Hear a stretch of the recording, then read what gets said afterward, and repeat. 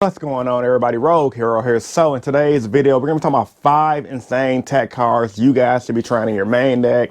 Now, the point of this video is to pretty much just go over my experience from the format and tech cards I've seen other players use in their main decks, some stuff I've personally tried out myself, and some stuff I personally think can help you guys just steal games at your locals. Before we get to the actual video, smash that like button. Let's get this video to 500 likes. 500 likes is always the video goal. Also, if you guys are new here, consider subscribing for more. I mainly do vlogging content. However, I'm just getting back into the rhythm of doing these type of discussion topics. So if you guys like vlogging, discussions, deck profiles from locals, I'm your boy. Make sure you hit that subscribe button for more. Now, tech cards.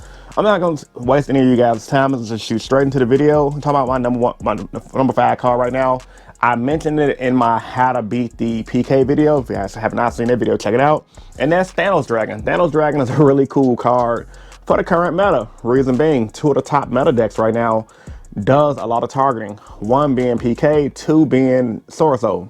Let's talk about PK, for example. PK, they target with the Break Sword, they target with the Thanos Dragon, with the PK Trap card, and they also just do a lot of little interaction targeting throughout their duels.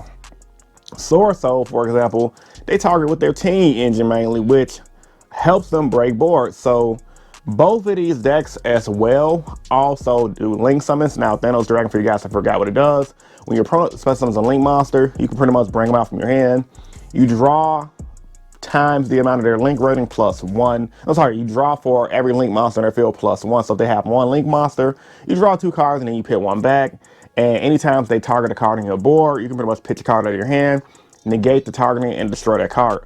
Really good. It was very popularized when Salesman was the best deck of the meta about 2 or 3 years ago.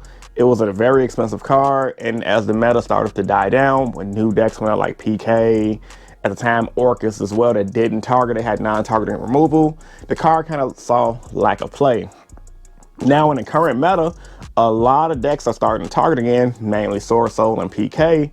So with that being said, I think Thanos Dragon could be a pretty cool contender as a main deck tech card, especially if you're going to go into a room full of meta decks. Now, is it going to win you games all the time? No.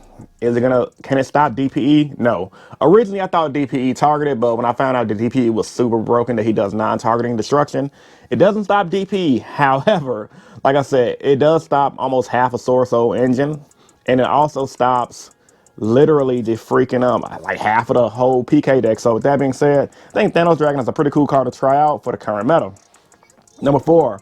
This is a pretty good tech card for you hero players and non-hero players alike that just like to play combo decks. And that's Salesman. Salesman is a card that people have been using to complete their combos first turn. Now, what Salesman does, essentially, you play, it's a new card. I think it came out of the most recent set. You play it, you declare a card name, that card can be used for the turn, and then I think you can't use that card for the rest of the duel.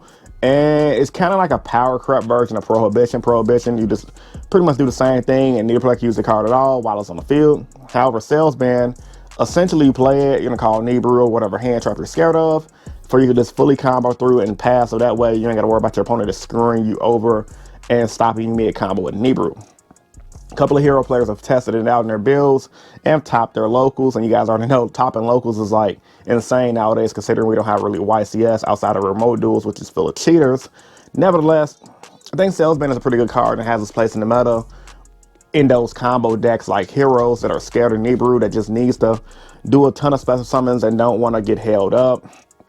I think currently the card's like $7, so while it's cheap, get it. It is a secret rare.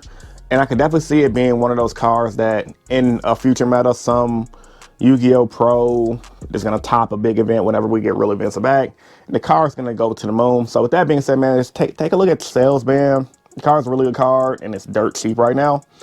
Number 3, I'm going to talk about Super Poly. Now, another card I mentioned in my How to Beat PK deck video and my How to Beat the Cyplock deck video is for I don't really like it in heroes, even though it can abuse the hero deck. I think it's more better in budget hero builds after my constant play testing of going to locals. However, some people do see success with it. Outside of hero decks, Super Poly is a generic card, fusing some of the cards off your opponent's board. If you know your opponent is going to use the DP engine, and let's be real, most meta decks use the DP engine nowadays, you guys can play Super Poly in your deck alongside a Starving Venom or whatever other cards you're scared of, like a Mud Dragon, for example. Hit the DP during the draw phase with the Rusty on the board for against the PK deck. Outside of the PK deck, just hit the DP and whatever monster they have on the field in general. It could be a pretty good matchup. A lot of decks are using DPE. You see it in Sorso, you see it in obviously Heroes, you see it in some decks like even Prank Kids. So with that being said, man, Super Poly, depending on the deck you're running, could be really good, man. And if you're scared of PK, there you go. You got a free card that can just wipe the board.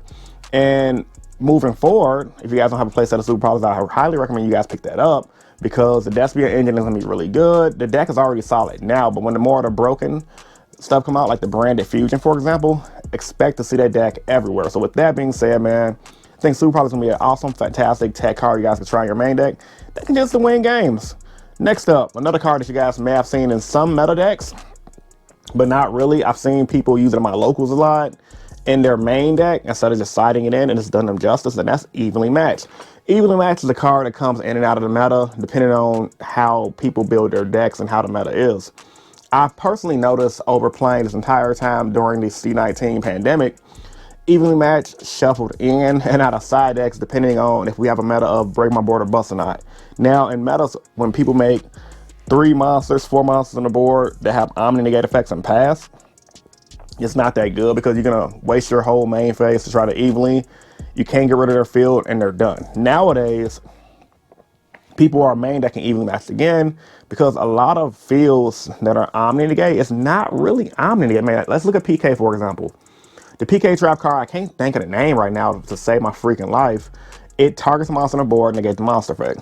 They make the Scythe Lock, and it might make 1 monster or 2 monsters that negate monster effects specifically. Now, I do know you guys are saying, hey, Chris, they do have the Brave token engine that is allowing every deck to get a free Omni Negate, which is true. However, if you guys are playing hand traps and you guys are baiting certain plays, most players are going to waste their Omni Negate on their hand trap. And while they can, for example, recycle the Brave token, Adventure token engine on the following turn, if you don't get rid of that continuous spell off the field, that gives you, like, so for example, right, you open up Evenly Matched. Your opponent played the Brave token pass. Let's say like, the Brave token combo off, you try to Nibiru, Ash Blossom, them mid combo, they're going to negate it because why wouldn't they? They don't want to get their field screwed over. They set up a board, mediocre board, pass, especially like, I'm thinking of decks like PK, Sorso, whatever, right? Your turn, main phase, battle phase, Evenly Matched, make them lose half their field, banishing their face down. It's face down banishing so they can't recycle it back. And then you pop off with your combo deck, like if you're playing a meta deck like Sorso, for example, set up your board, make your unbreakable board, and you generally it's just gonna win. So yeah, I think honestly, in scenarios like that, Evenly Matched is a really good card. Like I said, my buddy George, who won my locals 2 weeks ago with Plunder Patrol, he main stacks Evenly Matched because, hold on, does he main deck it? I know he main decked it at one point. I don't know if he had it in the deck profile or not, but what I can say is I've seen people at locals main deck that because specifically people set up a lot of these threatening boards, but they're not negating spell and traps. Like now in the meta where we had decks like, let's say for example, Invoke, Dogmatic, and Shadows, they can kind of Omni Negate with Invoke Makaba, so I can kind of see like why Evenly Matched wasn't that great.